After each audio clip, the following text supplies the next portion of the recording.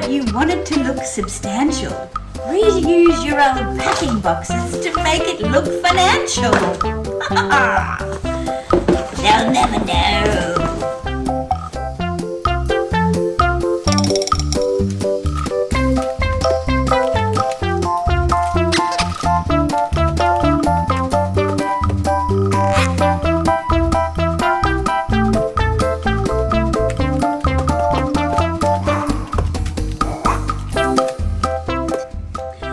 Always leave a signature so they know exactly who it's from.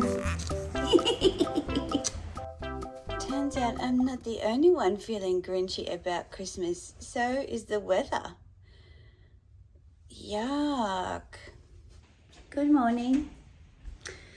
I was up for like 3 hours last night. There were possums dancing on the roof of my house. And then I got stressed out that someone was in the house because I have had a home intruder before, this year actually. So then I couldn't sleep. And then Mr. Addiction just calls so early and wakes me up, honestly. It's a very hideous day. And then I wake up and I look at my YouTube dashboard. And my first Grinchmas is 10 of 10. My worst performing video. Seriously. Can someone tell me why coffee making is a fundamental element of a vlog? Last year, the coffee making got quite the traction. I use Nespresso double espresso scuro pods for my cappuccino in the morning. Yes, I have a new machine. Why? Because I wanted one. Simples. Got to have this milk. The best milk ever in Queensland. So yummy. For a low-fat milk. I mean, not everyone does low-fat milk, but I just find full-fat milk very creamy.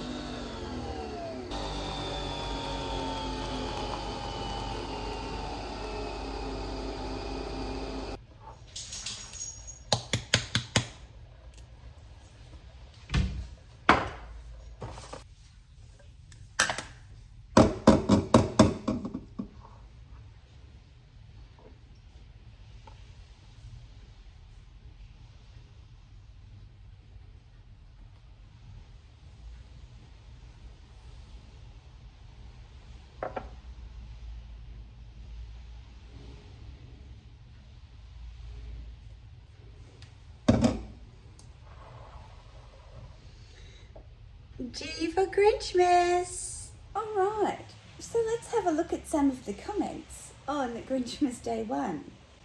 Candy from It's Only War Paint. If that intro was anything to go by, this is going to be fun. Can you remove the pink horse off the tree first and send it to me, please? My first tree was up for Halloween. Oops. Honestly, I've heard about people like you, Candy. This explains quite a lot with your weird questions now. So Much Design with Hannah. She has a YouTube channel as well. She says, Happy Grinchmas. Katrina, ha ha ha, stop it. I'm not even a minute in and I'm dying, you lewd. You know it. You know it. Claire Louise Lux. Claire has a YouTube channel as well. I'll link her below. Welcome Grinchmas, really looking forward to your vlogs. So many days of Dale, what a treat. Well, Claire, I hope it is. Eileen, I love the idea of removing an ornament every day. What a gorgeous gift for your friend. Fendi, ? A rant a day is never astray at Grinchmas. The music makes me think there is more mischievousness to come. Eileen and I have been working on something which I'm going to share with you guys in just a moment. It is our very own little Grinchmas poem. I think we could even turn it into a book, Eileen. Sapna. Yay to Grinchmas. What? Cranky with Fendi? Driving to DHL is so annoying. I hope it wasn't a long drive. The napkins and serving bowls for your friend are so beautiful. And Meredith's advent calendar for you is so lovely. Yes and yes. The rant will come. because I need to take my version of Max, which is Alf, to get his haircut far, far away, because all these people bought dogs that need haircuts during COVID, and now you can't get your dog a haircut. I think priority needs to be given to the people who had the dogs that needed haircuts first. So who wants to hear a little Grinchy Grinch poem? Look, even if you say you don't, trust me, you do, because it's so good. It's so good. Now, be aware this is Grinchmas. It's adult. And it's me and my pal, Eileen. We're both former Tassie Tarts. She goes back more than I do. And we've met here on the YouTubes. So, this is our combined effort. Grinchmas. They say at Christmas, deck the halls, sing carols and eat meat. I say at Grinchmas, fuck it all, just get yourself a treat. Jingle bells and Santa's elves and all that joyful crap can stay back in the good old days when children got the strap. All you need at Grinchmas time are dogs, not technology. It just shows friends pretending, posting gleeful fakery. The shitty gifts they never wanted from neighbours down the street. They swap the card and change the bow and re-gift to Uncle Pete. Take Grinchmas spirit all year long and save yourself some cash. Grinch on bills and groceries and minimise your trash. Christmas isn't from a store. It makes your heart feel tense. If you're honest, you'd have to say that Grinchmas makes more sense. I just think it's so good, even if I do say so myself. Thank you, Eileen. I'm going to put this up as like a little card on the channel, but I think that's so cool. Oh, and there is my second alarm. So what happened at Fendi? I've got to try and keep these vlogs short, so I'm going to stop rambling so much.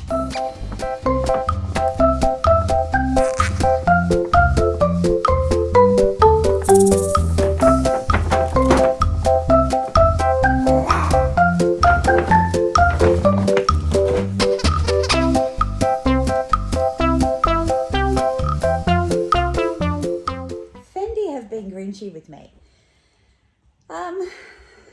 It's all right being a Grinch. It's not all right being on the other side of a Grinch, is what I've learned. So, there's something I haven't told you guys. Back when I revealed my Fendi Cruise unboxing, which I will link up here, I did some mot shots for that video. And when I went to pack away my pieces, I noticed a couple of sequins on the floor from the purple sequin nano baguette that Meredith bought me. And so immediately I took a photo, I sent it to my new essay, I sent it to Meredith, and I'm like, oh, look what's happened. What can we do? And they went around to find a replacement. It needed to come from overseas. And I said, look, while you're looking, I'd really like this other colour. And I feel like I should just show you now, because why not? Let's just ruin the whole reveal. So, and hopefully it makes up for not telling you everything, because I was waiting for the good news story, right? So I wanted the pink nano that didn't come to Australia. So I sent the bag back, and that's what I was going to DHL to pick up yesterday. Well, so I get home and I just open straight away, because I'm like, I need to check this out. And when I opened it, it was very interesting to me that all of the paperwork for the bag was like, it was all kind of just hanging out like this, and it was in a bag. And I thought, that's weird. And why is the tag in there? Because I removed the tag from the purple one, because I'm like, it's mine, before the sequins fell off. I wonder if that's the one I sent them, because I was getting a replacement. That's why it's taken so long. And then I looked at the bag and I saw all these fingerprints all over it. And I'm like, geez, that's weird. It's been handled so much. but there's a sticker on the front, but the sticker doesn't look the same as what the sticker normally looks like, and I will show you that. So then I went straight to where the sequins had fallen off, and that's when it was clear to me that I got sent back the one that was damaged instead of a replacement. Whether it's an innocent mistake, which it appears to be, because the person who would normally send it to me was unwell. You can see here where there's a gap between the last sequin, if you can see it, and the row of beads. That's where like 3 sequins fell off. This sticker here is very kind of loose. You can see there. I'll show you the other one, which is really tight, so you can tell that that's been reused. Now, the other thing that gave it away for me, which I didn't report, was that the adjustment got caught, and the little rubber thing that sits inside of the little adjusting ring came out. So I immediately checked that, and it confirmed my worst suspicions that Fendi had grinched me and sent me back the dud bag instead of the replacement one. So I was like, oh my God. Now I need to check the other one to make sure that it's okay. Reveal. So I open it up, and something that should be joyful, I'm automatically now suspicious. And I look at it and I'm like, okay, this sticker is very nice and taut. See how this one is really taut, okay? But I'm looking and I'm like, this is a bit weird. This is super weird. So if you look at the purple has full-size sequins all the way across. This pink one has sequins that are cut. See that? They're cut in half. Why is it different? Why is there not full sequins instead of half sequins on the edges? And the reason that I noticed that was because on the back, you can see this messy here where it's all kind of like loose and it looks like it's just going to fall off. The other thing that I noticed was a scratch on this sequin here. I'm not usually this picky, but I had to be. There you go, you can see it there. There's quite a scratch there. It's hard with sequins and light, I get that. And then finally, down the bottom, on the front, there is like some sequins, and I'll put some photos in, but this one kind of has like, looks like either scratching or some kind of grotty finish on it. I'll put photos in so you can see. Then inside, there is a frayed pocket. So the pocket here, you can see these stitches are all frayed. So now, it didn't come stuffed. It had all of the chain caught in the sequins. I'm just like, oh, it has the tag attached that's on the inside of the bag. So now I have to take these down to Sydney with me on the weekend and return them, because if I've got to wait around for DHL to come and pick them up when they feel like it, I'm going to be wasting time. I'm not going to be able to use either of these bags for the weekend, even if I wanted to, which I should have had over a week ago. I expect that when merchandise is sent to people, when you're not in store to inspect it yourself, that it gets looked at with a fine-tooth comb.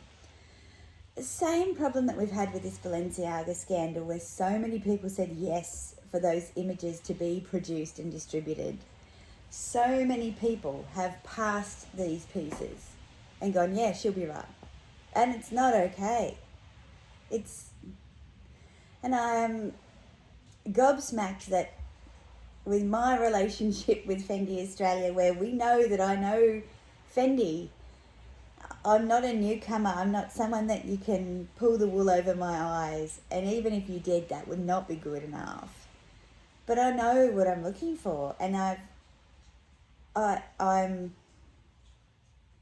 hopefully much more constructive than I felt yesterday. So, yeah, not happy, Jan. Not happy at all. I think standards need to be improved. I know I'm not the only one. Why didn't I tell you about it? Because I wanted to tell you once I got the replacement. I was able to share other people's problems, and there's just...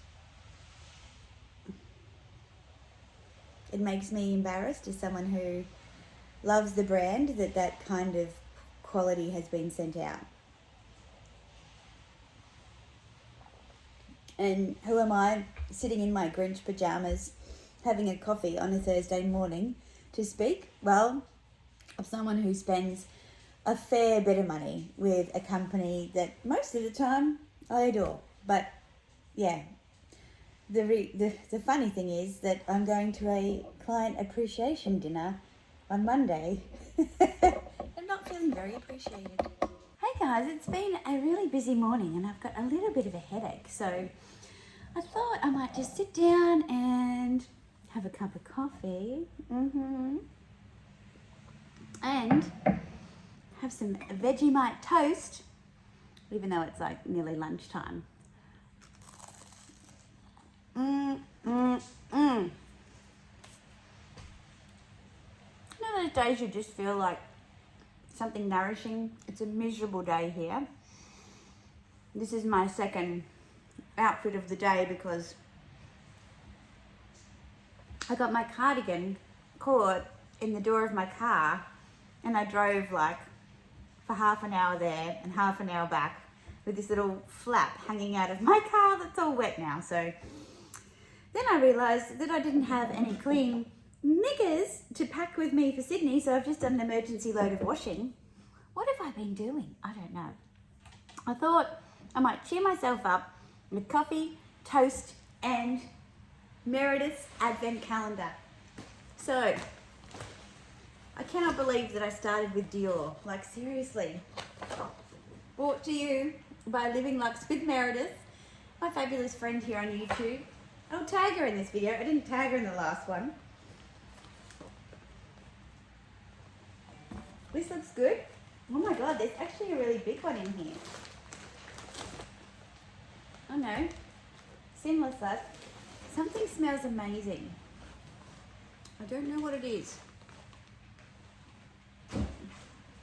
So if you weren't following yesterday I got this little Christian Dior mascara pack, which is the volumizing lash volumizer and the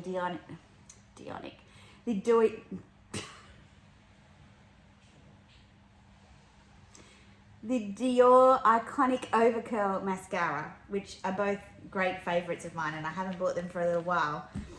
So, thank you for those, Meredith. This is day 2. Goodness knows what we are going to have. What is in here?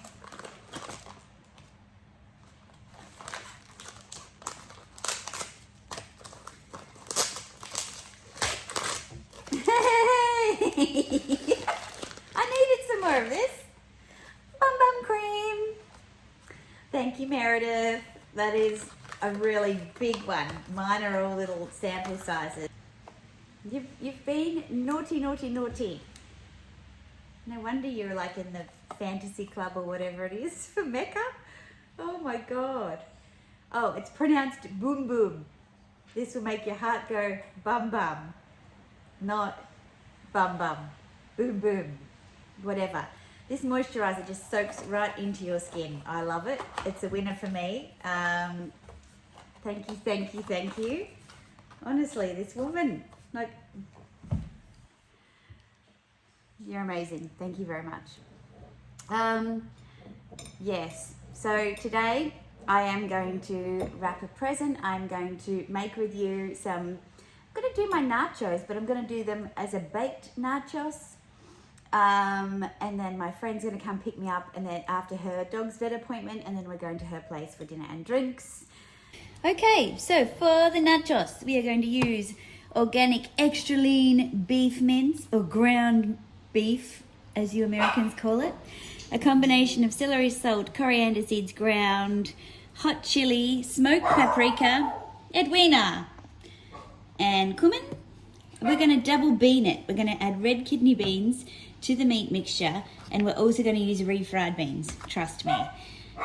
We're going to use tomato paste, passata, an onion, and garlic. Okay, so for me, to get maximum flavour, I actually prefer to grate my onion. So I'm going to grate this onion, and I am going to grate on a microblade like 2 or 3 cloves of garlic, depending on how big the garlic cloves are.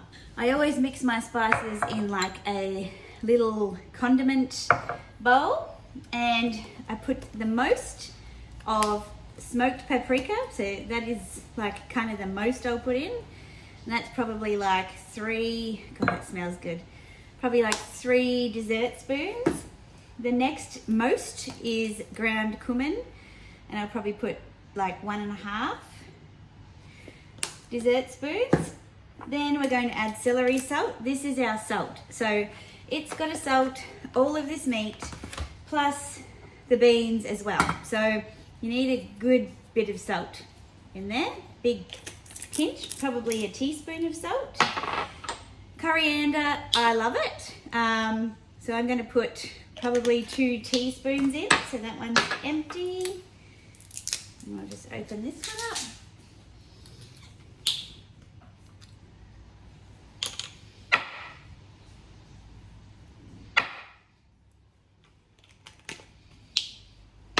And then the final ingredient is hot ground chili. I actually have chilies, which I forgot to get out, and I find that the cayenne chili is just not quite hot enough. So I like to add some of this more concentrated chili, which is very hot, and that's the spice mix. Okay, so we have our chili, we've got our spice mixture over here, we've got our grated onion and our finely chopped garlic. So now we can put our meat together. All we'll need to add to this is some tomato paste, a couple of tablespoons, enough tomato paste to get the texture right. You'll know it needs to be kind of moist but not too wet and runny. And I'll just drain and rinse these red kidney beans as well. All right, let's get this show on the road. Turn on the heat, and we're going to turn it on like medium low because we don't want to add colour to our onions. Some olive oil, good zhuzh.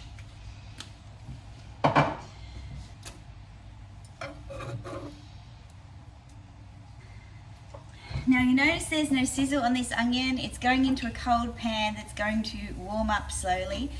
I don't want these onions to colour. I want them to create some sweetness to balance the sauce out. So I think I talked about this last Vlogmas. And I just added a little pinch of salt, and that also helps them release their water and make them go more caramelised rather than like burny and bitter. So you can see we've got a bit of bubbly action happening here. Because it's been grated, it's not going to take very long to start to become translucent. And so, to keep the pan heat regulated, I'll just keep adding ingredients. So now I'm going to add the chili, not the garlic. So now this is starting to look like it's cooked. We're going to add all of our spices and just turn the heat up a little bit. We want to start to create some fragrance here by cooking these off, and it'll just become some kind of like dry spicy paste.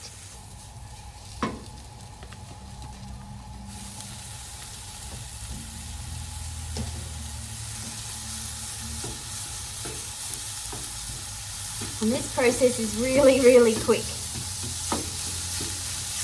Just work to separate the mince or the beef.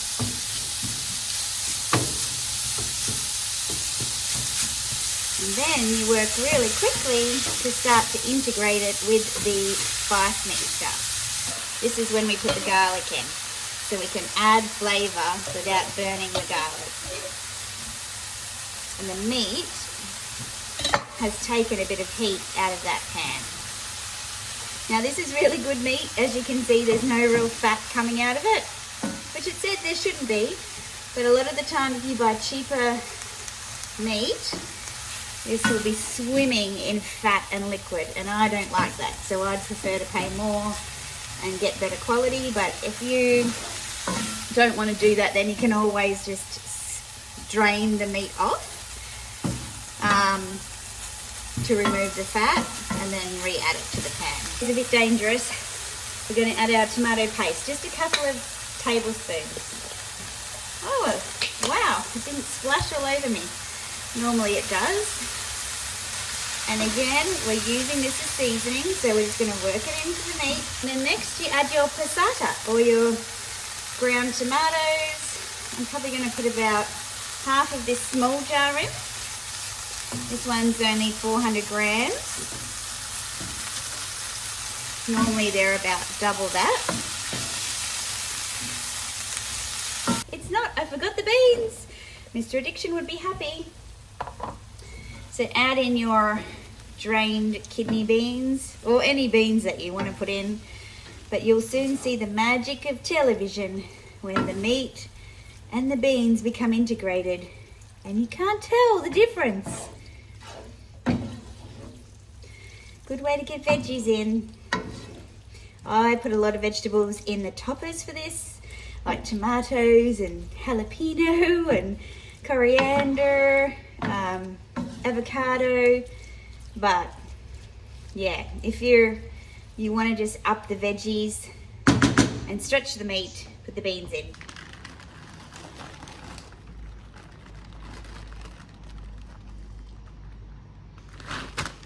Here we go. Grinchmas nachos. We've got the beans and the meat all in between the crackers, chips, whatever you call them. We've got sour cream, we've got guacamole, we've got tomatoes and onion and coriander.